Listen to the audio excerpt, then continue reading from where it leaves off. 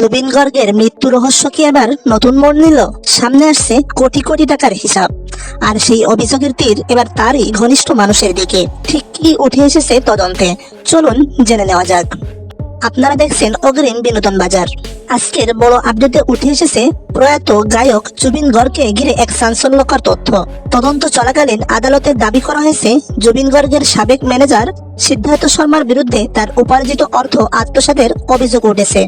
জানা যাচ্ছে বর্তমানে জুবিন গর্গের নিজের ব্যাংক অ্যাকাউন্টে প্রায় 9 লক্ষ টাকার মতো রয়েছে, কিন্তু অভিযোগ অনুযায়ী ম্যানেজারের সঙ্গে যুক্ত বিভিন্ন অ্যাকাউন্টে কোটি কোটি টাকার লেনদেনের তথ্য পাওয়া গেছে। আরো অভিযোগ রয়েছে বিভিন্ন অনুষ্ঠান এবং বিহু কমিটির কাছ থেকে জুবিন গর্গের পারফরমেন্সের জন্য পাওয়া কিছু অর্থ তার অফিসিয়াল অ্যাকাউন্টে জমা না হয়ে অন্যদিকে চলে যেত।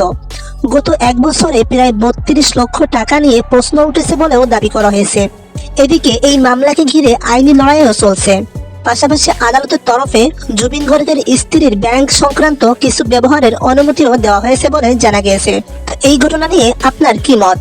সত্যি কি আরো বড় কোনো রহস্য লুকিয়ে আছে জুবিন গর্গের মৃত্যুকে ঘিরে? কমেন্টে আপনার মতামত জানাতে একদমই ভুলবেন না।